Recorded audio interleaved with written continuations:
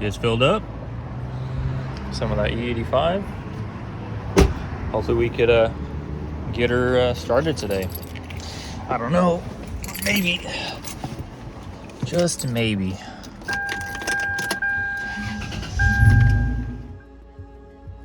We're gonna fill it up, some E85. Just bought some.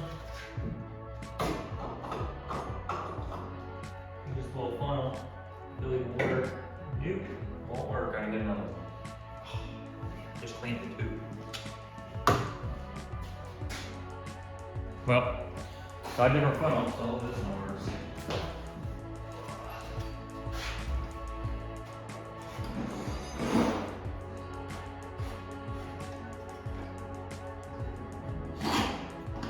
It leaks everywhere too with this. We can try it.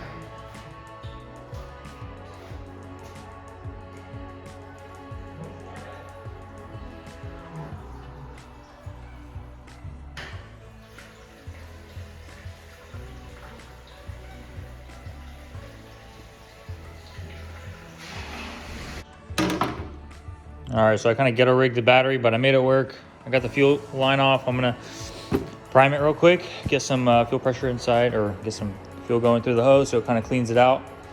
And then I'll connect it back up, and then we'll crank it over. We're gonna take the plugs out, crank it over, see how it looks, and yeah, see what's up.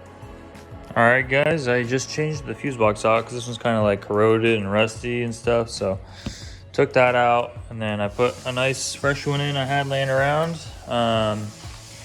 And yeah, we're gonna pull the caps off and try cranking it. I tried cranking it yesterday. Well, I kind of did the fuel system yesterday, and it went through, no leaks and nothing. Fuel pressure was at like 70, I think. Maybe I could turn it down a little bit, but I'm gonna pull these off, make sure she doesn't start. I'm gonna run the motor through, crank it over a few times, and then yeah, I don't know.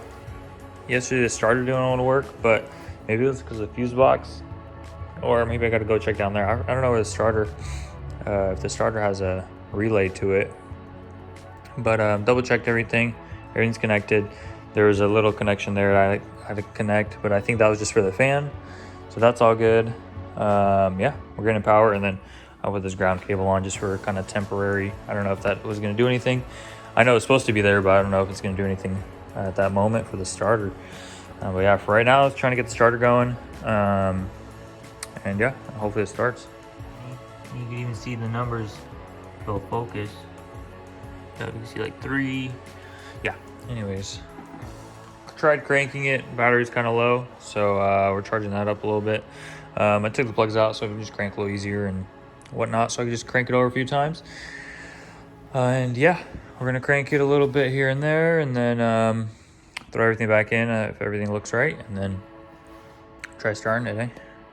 Give it a go. These are the old plugs. I thought I changed the plugs. Nope, those are the old plugs that have always been in here in this motor. No, I don't know where I even got those plugs, but yeah, I need to get colder plugs. Those are 7s. I need some 9s. Throw them in here. But yeah, other than that, so far so good. It cranked over did like a rotation, I think. Maybe not even, maybe like 3/4 of a rotation. So yeah, actually, I need to do one thing. I need to ground the block. That was the problem, because we put the jumper cables on the block, or on the trans to the chassis, and it cranked over. So I'm missing the ground. I know there's 3 grounds, but I thought the thermostat ground would ground it out, but probably now I know it doesn't. So I'm going to have to add a ground from the trans to the chassis, which I'm just going to go under. It's going to be fine. Pretty easy. Yeah, other than that, so far so good. All right, let's hop in, crank it over a few times. See if it'll even crank it up and get it.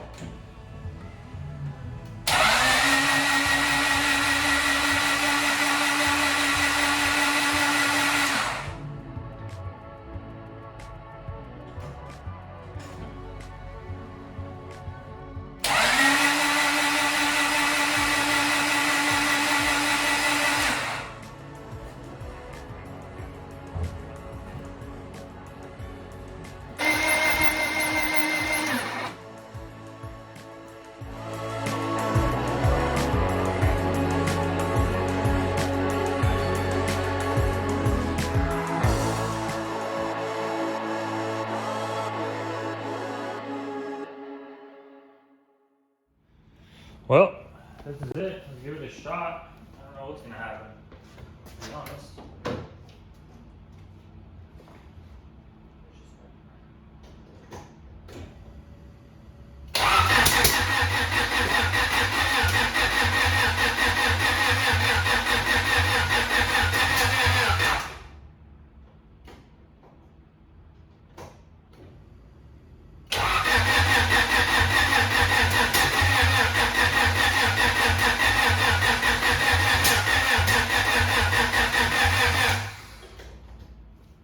Not enough cranking amps.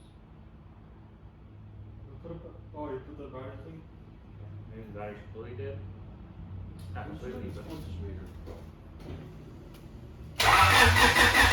Hey, don't flood it! Don't flood it. You gotta, what's it called?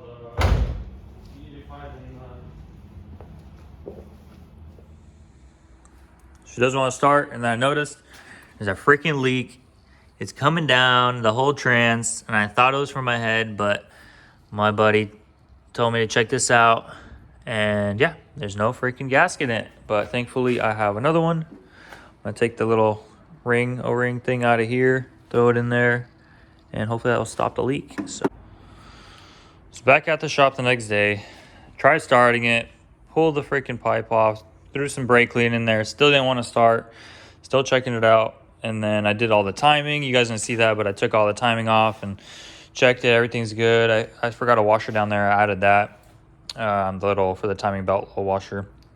And I got a message on Instagram saying that check your distributor because it's probably off. And I'm like, dude, you're probably right from cylinder one. And I knew something stupid, so I put the freaking distributor on backwards. So that's on firing, I think, what, 2 or 3?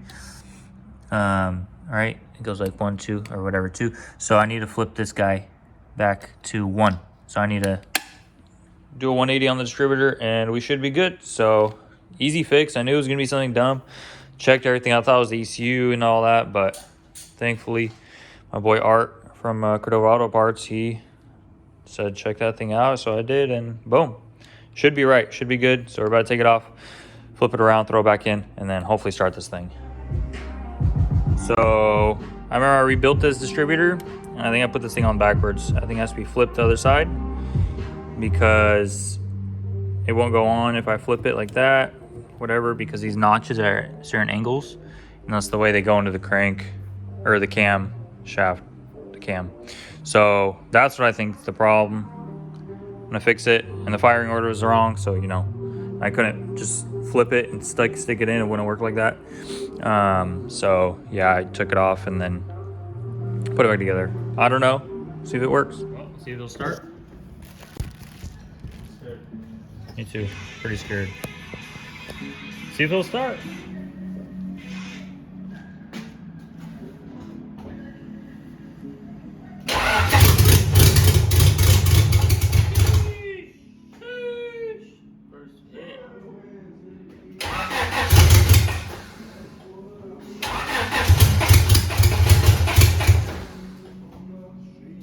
Well, damn.